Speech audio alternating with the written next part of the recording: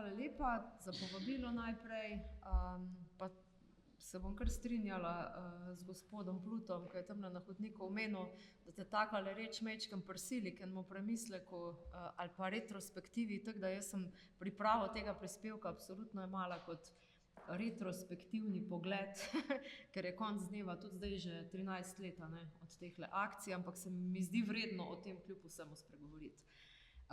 Govorim recimo o neki prelomnosti, te akcije so bile 3, predvsem pa vplivu, ki so ga pustile na kasnejše prve projekte, zatem vse slovenske projekte, pa tudi na okoljski aktivizem. Zdaj, verjetno ste vsi slišali za to akcijo, a ne? Eni ste bili mogoče še celo v šoli, pa ste takrat bili udeleženi čisto kot tisti, ki ste pobirali odpadke, a ne, in jih tlačili v različne vreče. Nekateri ste mogoče na kak drug način prispevali. Skratka, gre za akcijo, ki je bila posnemana, pravzaprav ideja se je zgodila leta 2008 v Estoniji in ideja je bila zelo jasna, a ne, očistiti državo divjih odlagališč.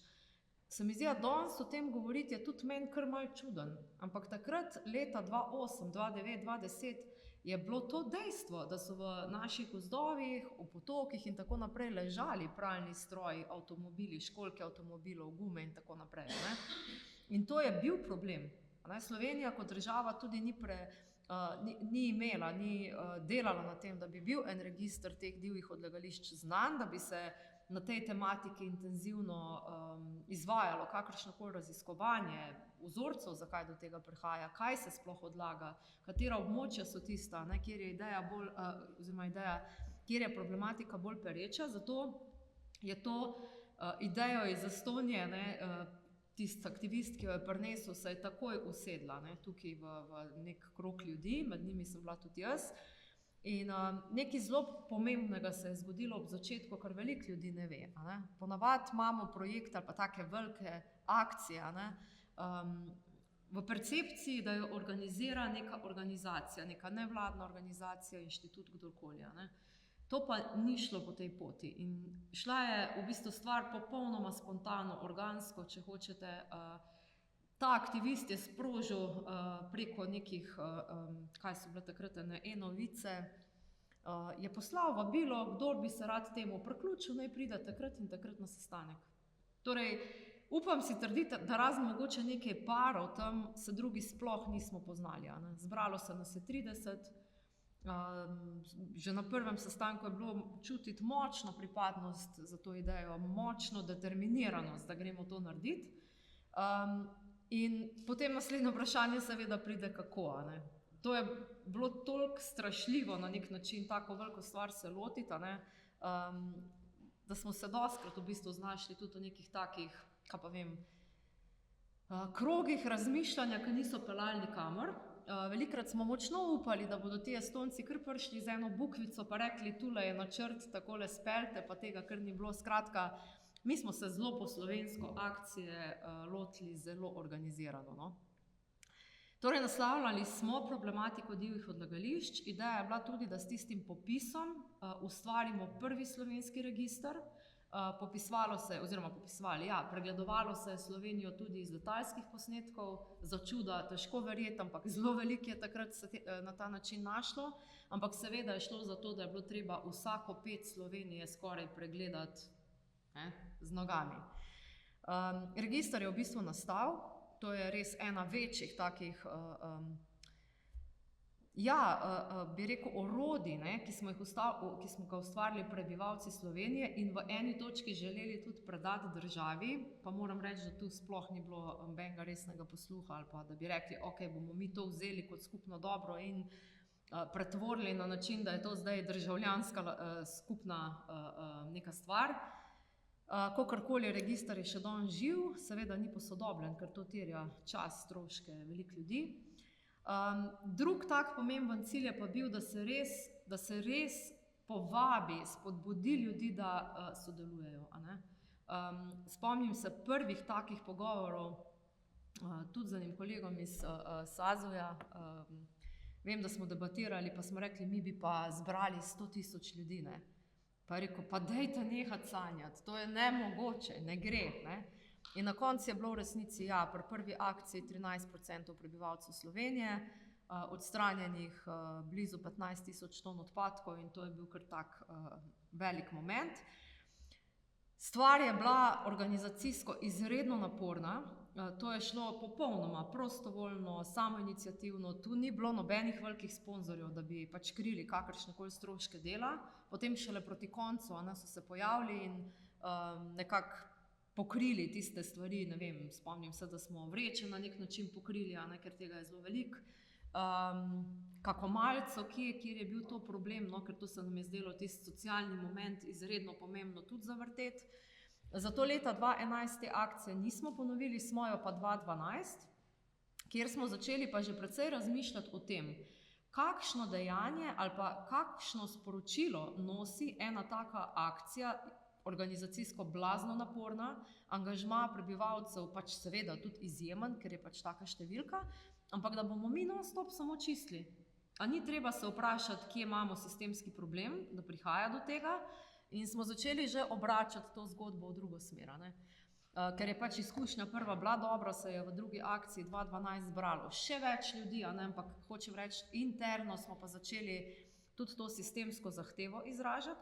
Eno je, kar se tiče države, zdaj bom tako rekla, država rešite problem divjega odlaganja. Tu smo vam dali podatke, zdaj pa rešujte. In smo imeli veliko teh pogovorov, tudi veliko posvetov za inšpektorji, iskali načine, kje bi se pač kaj dalo izboljšati. Nekaj tega se je izboljšalo, čist v obliki zakonskih popravkov. Smo pa pripravljati začeli tudi vsebine na področju ozaveščanja in izobraževanja in to je še posebej bilo pomembno za šole, ki so pa na ta način tudi v bistvu obeležile akcijo. Potem smo mi, že v bistvu leta 2010, je Društvo Ekologi brez meja dajalo zgolj oporo, formalno oporo akcije. Tam, ko je bilo treba mogoče kako dovoljenje, tam, ko je bilo treba preliti neka sponzorska sredstva na račun, sicer društvo ni delovalo prej, ampak po akciji, se spomnim, akcija je bila, se pravi, aprila, mi smo se po leta enkrat dobili pa rekli, kaj ćemo zdaj, Pa smo rekli, ja, imamo še kaj za podelati na področju odpadkov in smo v resnici takrat zagnali društvo. In se vsem tem času posvečali odpadkom z vseh možnih zornih kotov, v povezavi z drugimi okoljskimi temami, pa tudi zelo močno v navezavi z aktivacijo prebivalstva v vseh možnih oblikah. Okoljskih organizacij, pa nevladnih okoljskih organizacij, seveda je tudi v tem času bilo že kar precej in se je zdelo, da je področje odpadkov ali pa da rečem ravnanja z viri, z materiali, malo prepuščeno, pač se ne dela na tem dovolj in smo tu nekako našli svoje mesto.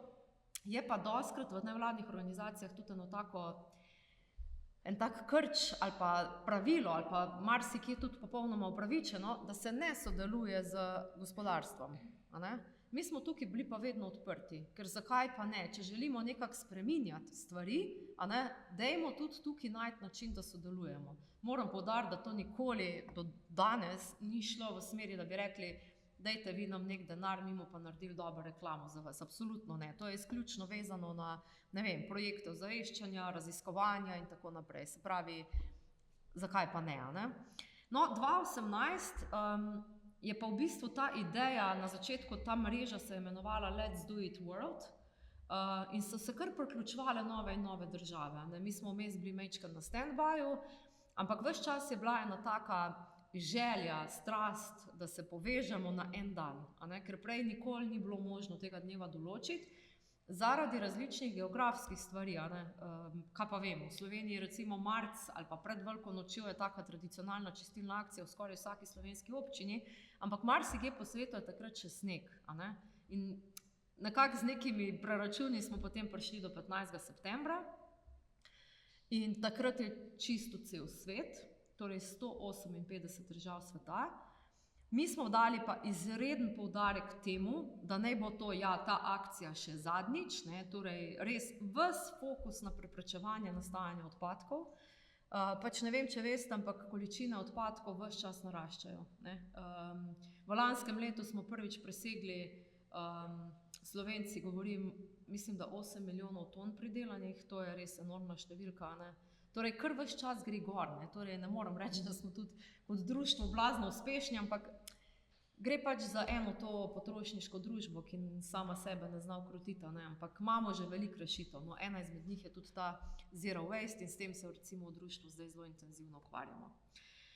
Zdi se mi zelo pomembno poudariti, ko govorimo o čistilnih akcijah danes, sej so, a ne, in je to en tak, predvsem v lokalnih skupnostih, luštkan način združevanja ljudi za eno skupno dobro. Marsikje akcije čisto uspešno vedno potekajo, vsako spomlad, ampak na globalni ravni si pa misliti ne morete, koliko pomembna gibanja so to, a ne. Jaz se teh zgodb spomnim, ne vem, kako so v Siriji sredi najhujše vojne organizirali čistilno akcijo. To so bila izredno tvegana dejanja, a ne. Ali pa predstavljate si, če ste kaj potovali po svetu, a ne, tam, ko vidite, zdaj pač ne vem, Egipt se spomnim, imam živo sliko, kaj pomeni to njihovo odlagališče odpadkov celih mest, a ne, in da se tam lotiš ene čistilne akcije, se zdiš res malo zmešan, nor, ne. Ampak to so stvari, ki res premikajo družbo naprej, a ne. In to so podatki letošnje akcije, to je septembra bilo, 91% države z različnimi aktivnostmi sodelovalo, in če pogledate, ne, Mozambik, Indonezija, Indija, dobro, tudi Amerika se premika, ker na začetku so bile zelo majhne številke. Skratka, te države, ko bi lahko rekli tretji svet, so zdaj pa izredno tiste, ta prve, a ne, ki zdaj delajo velike premike tukaj in združujejo veliko število ljudi. Zdaj, mogoče, da se premaknem bolj proti temu, a ne, prelomnost teh akcij. Kaj so bili razlogi za uspeh? To, da to je bil vseslovenski projekt, ki so ga leta 2010 mnogi celo primerjali z združevanjem ali pa z sodelovanjem oziroma podporo, ki smo jo Slovenci dali plebiscitu. To se spomnim, da je bilo takrat v medijih dostikrat povedano, ne. Pač en tak moment, ki je prijeten, ki te združi, ki je vseslovenski, a ne, in zdi se mi tudi zelo zanimivo, da je ideja, ne, da se naj akcija res odvije v vsaki slovenski občini, šla čez, čeprav smo na začetku imeli 2 občini, ki sta bile črni, ker mi smo en tak zemljevid pripravili, pa pol barvali, a ne, so zraven, niso zraven.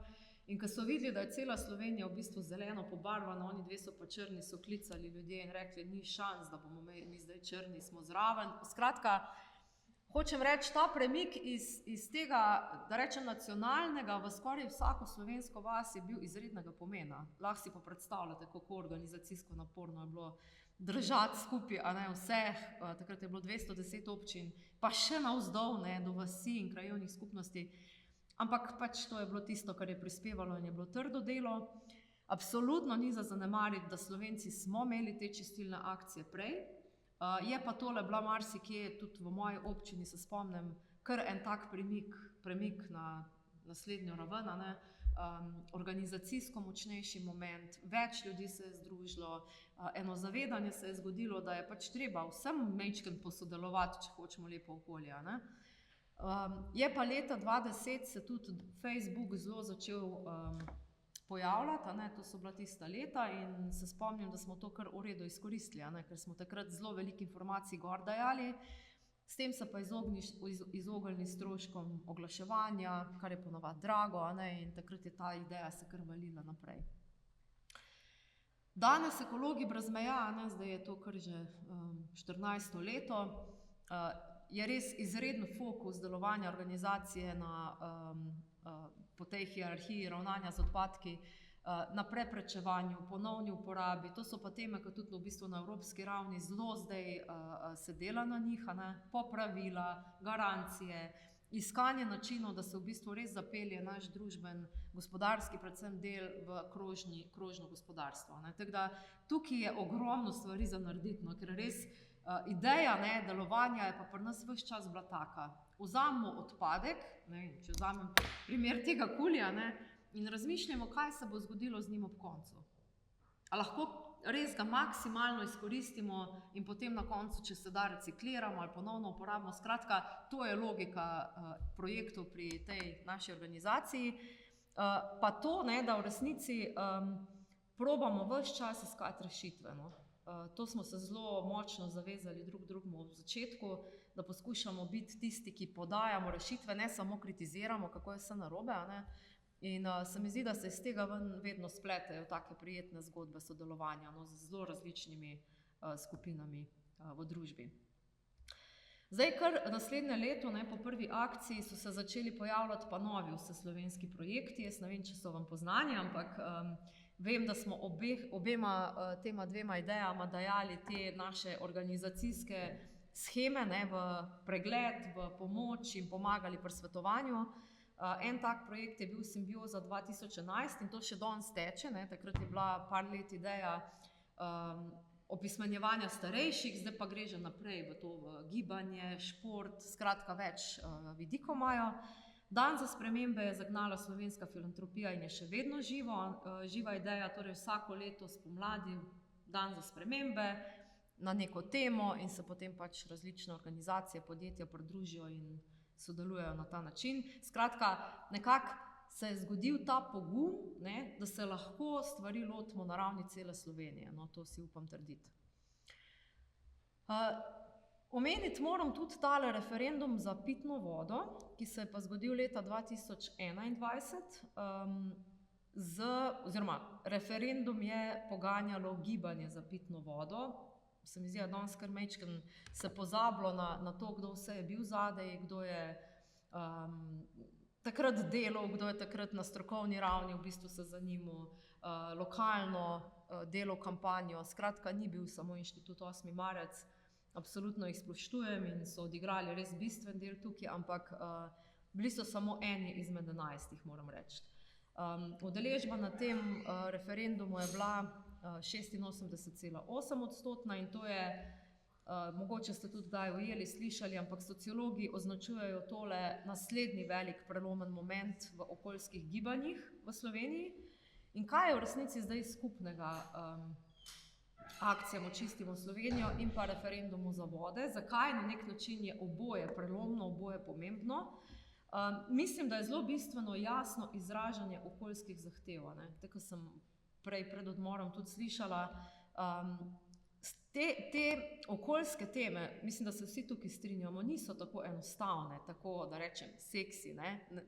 Moraš vedno stavek imeti zraven, da nekaj razložiš, kaj šele, če je problematika še bolj kompleksna, ne, in se je temu treba precej posvetiti, ne. To je pač ta komunikacijski del, ki ga je treba oddelati, ne, in tukaj mislim, da je v obeh primerih bilo to dobro izraženo. Kljub vsemu pri referendumu, če se spomnite, ne, gre v bistvu za spreminjanje zakonodajnega člena, ki je lahko blazno, naporno ga že brati, kaj šele razumeti. Dodatni problem je bil, da je bilo treba v bistvu glasovati proti, ne, čeprav smo se vsi pogovarjali o vodi in pitni vodi in to je komunikacijsko izredno zahtevno sicer, ne, ampak da smo uspeli nekako to jasnost tukaj doseči, je zelo pomembno, ne. Zdi se mi tudi, da je treba povedati, da gre za eno tako združevanje, sodelovanje različnih civilnih iniciativ, da ne rečem nevladnih organizacij, čeprav na koncu mogoče je percepcija, da je samo ena bila tista, ne. V primeru Očistimo Slovenijo Ekologi brez meja, referenduma za vode Inštitut 8. marec, ampak absolutno zadaj mora biti res močna mreža organizacij. Konkretno pri akcijah Očistimo Slovenijo, mi, vse okoljske nevladne organizacije smo itak povabili, vsaka je nek svoj moment tudi dobila, ne, na kak način naj sodeluje, ampak šli smo še dlje. Tu so sodelovale Lovska zveza, Ribiška zveza, te tradicionalne zveze društvenih organizacij in so odigrale pomembno vlogo, ne. Tako da mora biti taka močna, ne, iniciativa, povezana in vsak svojo nalogo, no. Zelo pomembno je dobro načrtovanje, organiziranje, a ne, ker pri civilnih iniciativah dostikrat to zmanjka, moramo biti iskreni, a ne, ker gre dostikrat za neko težnjo, nekaj spremeniti, nekaj nasloviti, a ne, in pol ponavadi, ne bom rekla ponavadi, velikokrat ugotovimo, da je zadaj zgolj par posameznikov, a ne, ki pa ne znajo mobilizirati. Tako da ta načrtovalni del, postavljena organizacija mora biti skoraj toliko dobra kot v kaki firmi, moram reči, no. Zelo pomembna je pa tudi čist ta kampanja, ne, in terenska, in komunikacijska, v nekem delu se da zelo primerjati tudi z političnimi kampanjami pred volitvami. Ti, če želiš dobro komunikacijsko kampanjo, to pomeni naslavljati problematiko z različnih zornih kotov, včasih tudi mesece ali pa 2, 3, 4 mesece, si moraš nenehno zmišljevati neke aktivnosti. Zato, ker samo če nekaj narediš, prirediš, bodo mediji poročali. Ti ne moreš isto sporočilo goniti 3 mesece, no, po domače povedano, ne. To sporočilo za javnost, pa isto sporočilo, mislim, mi smo prirejali recimo pri akcijah Očistimo Slovenijo tudi modno revijo iz odpadkov, kdo bi si mislil, ne, ampak takrat je bila pozornost, takrat si lahko mogoče spet en nov del, eno novo skupino ljudi premaknil in nagovoril, ne, in to pomeni dobra kampanja, ne. Mogoče sam počrtam, 20 je akcija Očistimo Slovenijo pomenila na nek način ponovni zagon civilno-družbenega angažmaja. Ali Žerdin je na takem prispevku to oznano, da gre za nov val družbenih gibanj, a ne. 2021 z referendumom je pa v bistvu spet zelo neposredno bilo nagovorjeno to politično odločanje državljanov, a ne. Gre res za politično orodje oziroma pobudo, ki je bila na koncu pa celo uspešna. Zadnji del se mi pa zdi tudi blazno pomemben, a ne, ker je v bistvu že delovanje nevladnih organizacij ali pa civilne družbe kot tako politično aktiviranje, a ne, vplivanje na družben prostor, na družbene odločitve. In naslednja, čisto ta zadnja faza je pa v bistvu politično udejstvovanje, strankarsko politično udejstvovanje, kjer pa vem, da večina Slovencev pač tak občutek je moj, to smo dosegli v teh letih, kar malo potegne ročno, ne. To se pa ne gremo, ne. Ampak kljub vsemu, tole sliko sem za nalašč dala, ker je tukaj noter, mislim, da 8 ali 9 predstavnikov iz različnih nevladnih organizacij in civilnih gibanj, ki smo pa kljub vsemu rekli, dajmo nekaj narediti, poskusimo, izredno je težko v tem bipolarnem političnem sistemu, ali kako naj rečem, ampak zavedanje, a ne, sploh kar nekaj časa deluješ kot nevladnik ali pa aktivist, da včasih res toliko energije zgubiš, če bi se samo na nek način zakon popravil, bi se stvar rešila, a ne. In politično je edino tisto, kar zares spreminja sistem, in to je naša odločitev bila, ki smo jo sprejeli v Vesni zeleni stranki.